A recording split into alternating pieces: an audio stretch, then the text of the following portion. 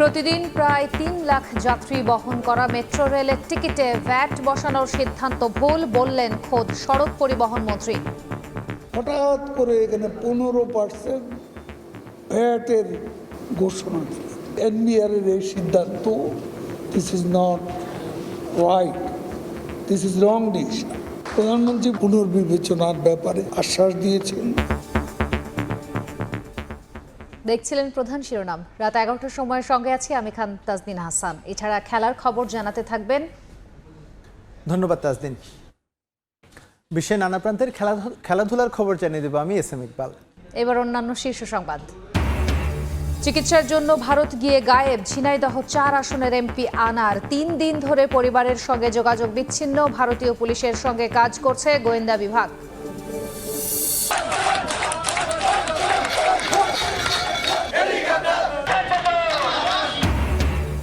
মধ্যরাতে শেষ হচ্ছে দ্বিতীয় ধাপের উপজেলা নির্বাচনের প্রচারণা। অংশ নেবে না জনগণ, ভোটের আগেই বলছে বিএনপি। ব্যর্থ হয়ে মানসিক ট্রমায় দলটি, জবাব আওয়ামী লীগের।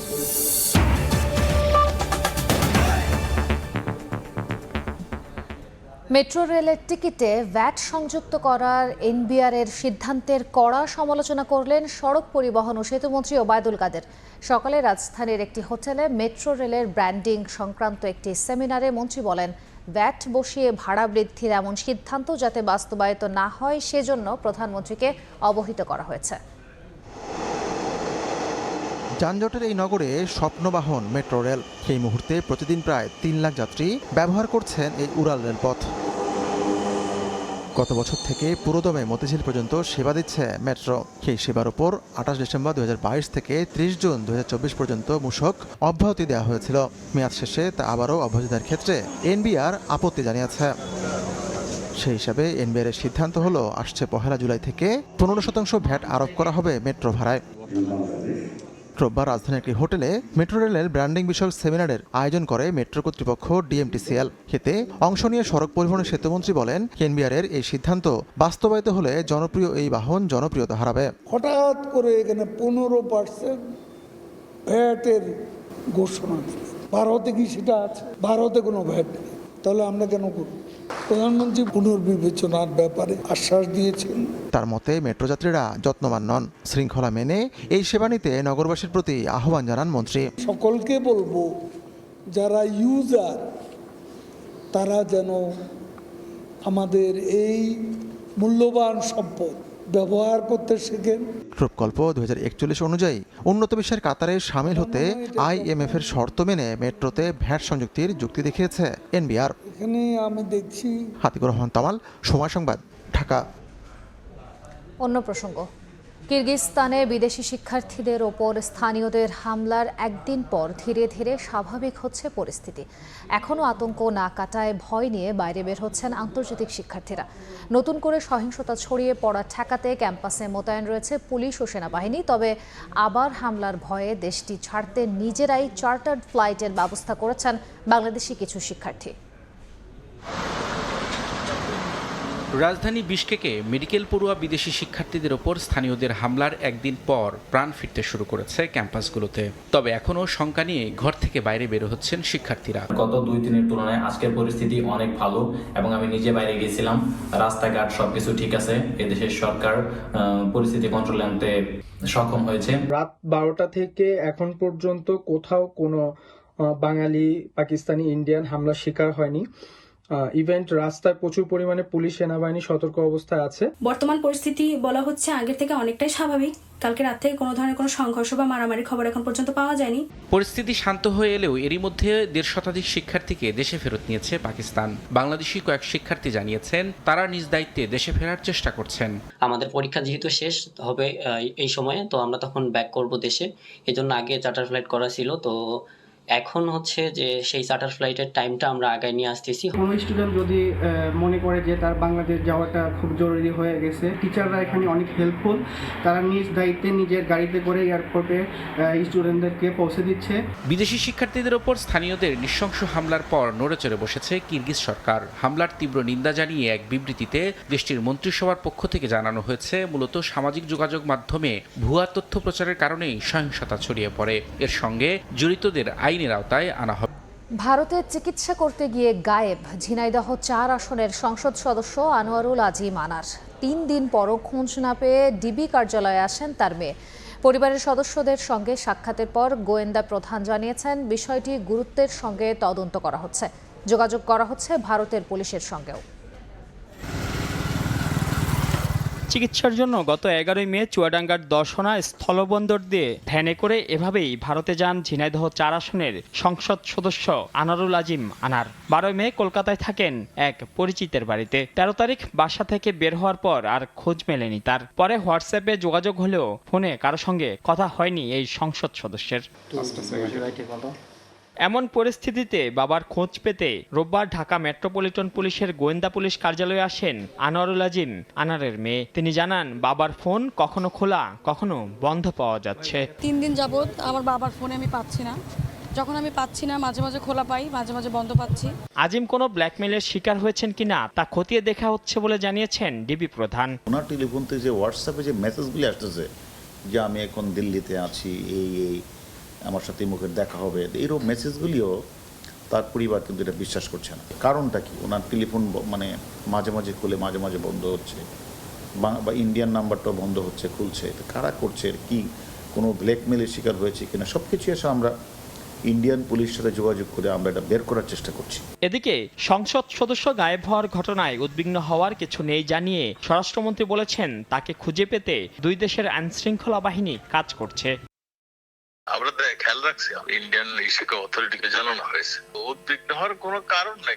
সর্বশেষ ভারতের মুজাফফরবাদে আনোয়ারুল আজিম আনারের ফোনের লোকেশন শনাক্ত হয়েছে বলে জানায় গোয়েন্দা পুলিশ। মাইনুল হাসান, সময় সংবাদ, ঢাকা। এদিকে আনোয়ারুল আজিম আনারের নিখোঁজের ঘটনায় উত্তর ২৪ পরগনার বরানগর থানায় জিডি করেছেন বাড়িওয়ালা গোপাল বিশ্বাস। কলকাতা থেকে বিস্তারিত জানাচ্ছেন সুব্রত আচার্য। বরানগর থানার অধীনে ১৭/৩ মন্ডলপাড়া লেনের বাসিন্দা গোপাল বিশ্বাস এই বরানগর থানায় যে লিখিত অভিযোগ দায়ের করেছে সেখানে পরিষ্কার বলা হয়েছে যে ১২ তারিখ ঝিনাইদহ ৪ আসনের সংসদ সদস্য তিনি তার বাড়িতে এসেছিলেন এবং ১৩ তারিখ রাতে তিনি কিন্তু তাকে বলেন যে তিনি আবার ফিরে আসবেন, এই কথা বলে কিন্তু তিনি চলে যান এবং তারপর গোপাল বিশ্বাসের সঙ্গে কোনো ধরনের যোগাযোগ হয়নি। তবে জিডিতে তিনি আরো উল্লেখ করেছেন যে ১৫ তারিখ সবশেষে হোয়াটসঅ্যাপ মারফতে কথা হয়েছে তার সঙ্গে এবং তিনি বলেছেন তিনি নিরাপদে আছেন এবং দিল্লিতে রয়েছেন।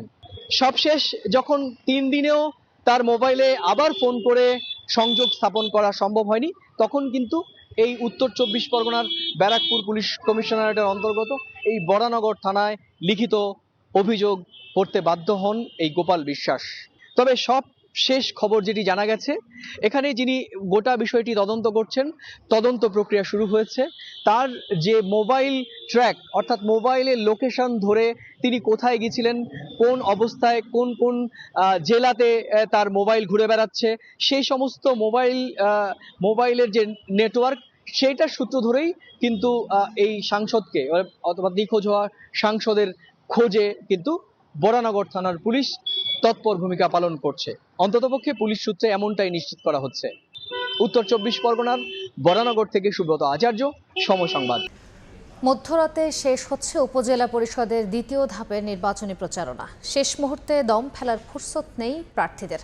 ভোট প্রার্থনার পাশাপাশি দিচ্ছেন উন্নয়নের নানা প্রতিশ্রুতি। তবে শুধু প্রতিশ্রুতিতে নয়, সৎ, সাহসী এবং জনগণের বিপদে আপদে যারা পাশে থাকবেন তাদেরকে নির্বাচিত করতে চান ভোটাররা।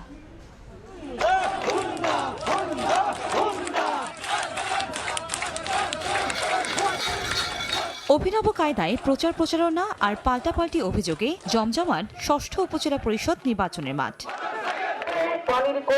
দিনভর মাইকিং, লিফলেট বিতরণ আর নাচ গানে সমানতালে চলে প্রচারণা। শেষ সুযোগ কাজে লাগাতে তৎপর সব প্রতিদ্বন্দ্বী প্রার্থী।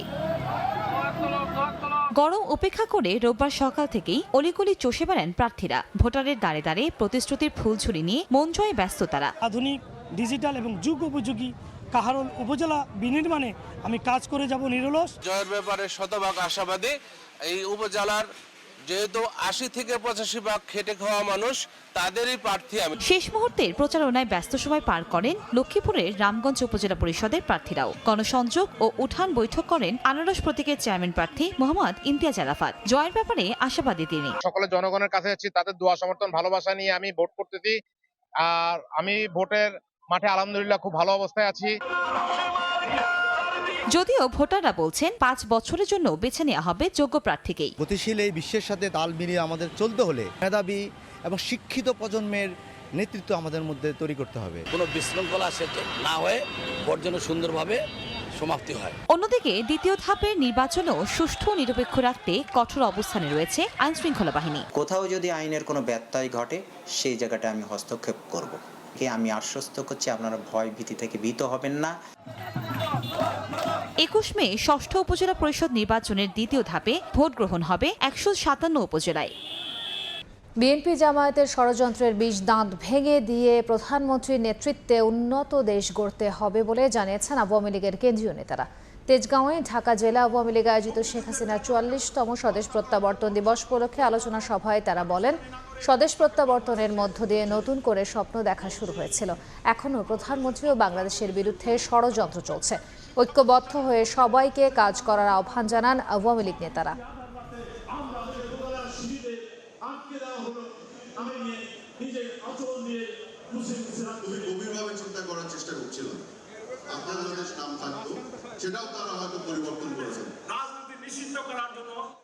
বৈদেশিক বিভিন্ন শত্রুরা যে ধরনের চক্রান্ত ষড়যন্ত্র করছে, বঙ্গবন্ধু কন্যার শক্ত নেতৃত্ব না থাকলে বাংলাদেশ আজকে আরো দুর্বিষহ একটা অবস্থার মধ্যে পতিত হতো।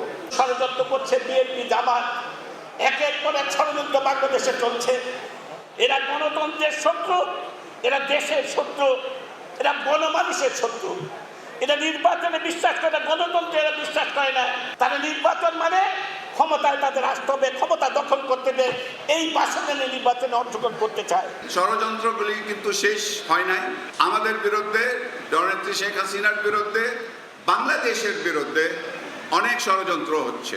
এই ষড়যন্ত্রগুলি মোকাবিলা করার জন্য আমাদের সকলকে ঐক্যবদ্ধ হইতে হবে। চট্টগ্রামে প্রবাসীর কাছ থেকে সোনার গয়না ছিনতাই করে পালানোর সময় খুলশী থানার এএসআই ও পুলিশের সোর্সকে হাতে নাতে আটক করে পথচারীরা। পরে তাদের কাছ থেকে 16 ভরি স্বর্ণ উদ্ধার করা হয়, তবে পালিয়ে গেছে আরও একজন। চট্টগ্রামের বাসিন্দা আব্দুল খালেকের সৌদি আরব প্রবাসী এক ছোট ভাই পরিচিত জনের মাধ্যমে 16 ভরি ওজনের 8টি সোনার গয়না দেশে পাঠান। রোববার শামনত বিমানবন্দরে ওই পরিচিত জনের কাছ থেকে গয়না বুঝে নিতে আসেন খালেক। এরপর বাসে করে যাচ্ছিলেন নগরীর কোতোয়ালি এলাকার দিকে। খালেক জানান, দুপুর 12:30টার দিকে বাসটি নগরীর টাইগার পাস এলাকা অতিক্রমের সময় সাদা পোশাকের 3 জন পুলিশ পরিচয় দিয়ে তাকে বাস থেকে নামিয়ে নেন। এরপর সিএনজি চালিত একটি অটোরিকশায় করে নিয়ে যান আখতারুজ্জামান ফ্লাইওভারের দিকে। সেখানে ছিনিয়ে নেয় সঙ্গে থাকা সোনার গয়নাগুলো। এ সময় খালেকের চিৎকারে পথচারীরা এগিয়ে এসে ধাওয়া দিয়ে দুজনকে আটক করে। তাদের মধ্যে আমিনুল ইসলাম নামের একজন খুলশী থানার এসআই বলে জানিয়েছে পাঁচলাইশ থানা পুলিশ। অপরজনকে চিহ্নিত করা হয় সোর্স হিসেবে। আধা ঘন্টা বসে রাখছে কার লগে ফোন করতেছে, হ্যাঁ স্যার এই একজন এমন তখন বাপ ফিল্ম করতেছে। ফিল্ম করার পরে আমার আবার হয় তুমি উঠে যাও গাড়ি। ব্যাগটা সিএনজির ভিতরে ছিল। আমার সাথে সাথে লাভ দিয়ে কুবিরের গিয়ে আছে না ওই মাঝখানে ব্যারিকেড, ওইখানে চলে গেছে। আমি বললাম এই সুর হতাশার মতো হয়ে গেছে। আমি তো কিছু বুঝতে পারি না। আমি বলছি একটা ফান্ডি দিন মারে, হতো না ফান্ডি দিলে তুমি এখন স্টক করবা। আমি এরকম হয়ে গেছিলাম। ছিনতাইয়ের ঘটনায় আইনগত ব্যবস্থা নেওয়ার কথা জানিয়েছে চট্টগ্রাম মহানগর পুলিশ। এসআইকে আটক করা হয়েছে, এটাই ঘটনা, আর তার বিরুদ্ধে মামলা নেওয়া হচ্ছে। ভুক্তভোগী আব্দুল খালেক নিজেও প্রবাসী, সম্প্রতি দেশে আসেন তিনি। পার্থপ্রতিম বিশ্বাস, সময় সংবাদ, চট্টগ্রাম।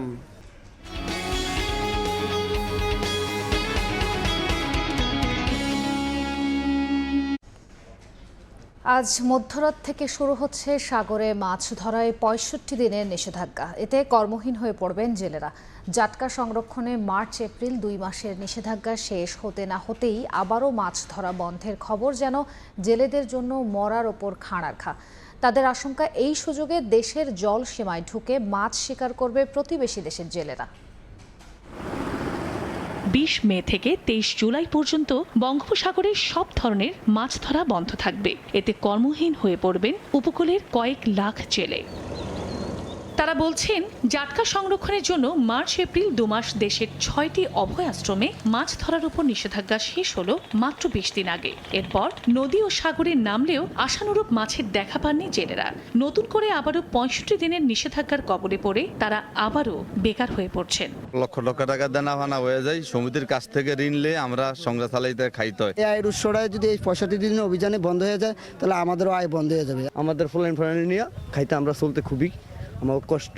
নিষেধাজ্ঞাকালীন নিবন্ধিত প্রতি জেলেকে 86 কেজি করে চাল সহায়তা দেয় সরকার, অথচ তা এখনো পাননি উপকূলের অনেক জেলে। বা 65 দিনের অভার উদ্দেশ্যে এখন আমরা কি খাম?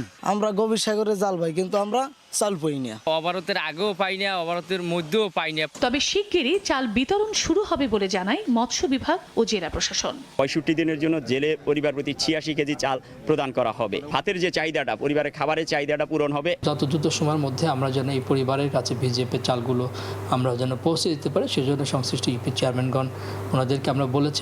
সমুদ্রে মাছের উৎপাদন বাড়াতে 2015 সাল থেকে শুরু হয় 65 দিনের নিষেধাজ্ঞা। চন্দ্র বিশ্বাস, ববি, সময় সংবাদ। ইরানের প্রেসিডেন্ট ইব্রাহিম রাইসিকে বহনকারী হেলিকপ্টার বিধ্বস্ত হয়েছে। ইরানের পূর্ব আজারবাইজান প্রদেশে এ দুর্ঘটনা ঘটে। পররাষ্ট্রমন্ত্রী হোসেন আমির আবদুল্লাহিয়ান ও হেলিকপ্টারে ছিলেন বলে জানা গেছে। এরই মধ্যে উদ্ধারে যোগ দিয়েছে 40টি দল। তবে বৈরী আবহাওয়ায় রাইসির হেলিকপ্টারটি সঠিক অবস্থান সম্পর্কে এখনও জানা যায়নি। পাহাড়ি এলাকায় ঘন কুয়াশায় বিধ্বস্ত হয়েছে ইরানের প্রেসিডেন্ট ইব্রাহিম রাইসি ও পররাষ্ট্রমন্ত্রী হোসেন আমির আবদুল্লাহিয়ানকে বহনকারী হেলিকপ্টার। রোববার দেশটির পূর্ব আজারবাইজান প্রদেশের এই দুর্ঘটনাটি ঘটে। রাইসির হেলিকপ্টারটি উদ্ধারের চেষ্টা চলছে। যোগ দিয়েছে 40টিরও বেশি উদ্ধারকারী দল। উদ্ধারকারীদের সঙ্গে বেশ কয়েকটি অ্যাম্বুলেন্স ও ড্রোন রয়েছে। তবে বৈরী আবহাওয়ার কারণে এখনও হেলিকপ্টারটির কাছে পৌঁছানো যায়নি। আজারবাইজান সীমান্তবর্তী এলাকায় একটি বাঁধ উদ্বোধনের পর হেলিকপ্টারটিতে করে ফিরছিলেন রাইসি। মন্ত্রী ও কর্মকর্তাদের বহন করছিল 3টি হেলিকপ্টার। প্রেসিডেন্ট বহরে থাকা বাকি 2টি হেলিকপ্টার নিরাপদে গন্তব্যে পৌঁছালেও মাঝপথে দুর্ঘটনার কবলে পড়েন রাইসি ও তার সঙ্গীরা। দুর্ঘটনার কয়েক ঘন্টা পেরিয়ে গেলেও রাইসির অবস্থা সম্পর্কে কিছু জানা না যাওয়ায় বাড়ছে অনিশ্চয়তা। মসজিদে বিশেষ মোনাজাত হচ্ছে। 63 বছর বয়সী রাইসি 2021 সালে ইরানের প্রেসিডেন্ট নির্বাচিত হন। যদি এই দুর্ঘটনায় রাইসি নিহত হন তাহলে ইরানের সংবিধান অনুযায়ী দেশের দায়িত্ব নেবেন ভাইস প্রেসিডেন্ট মোহাম্মদ মোকবার। রাহানুল রানা, সময় সংবাদ। এতক্ষণ দেখছিলেন দেশ বিদেশের খবর।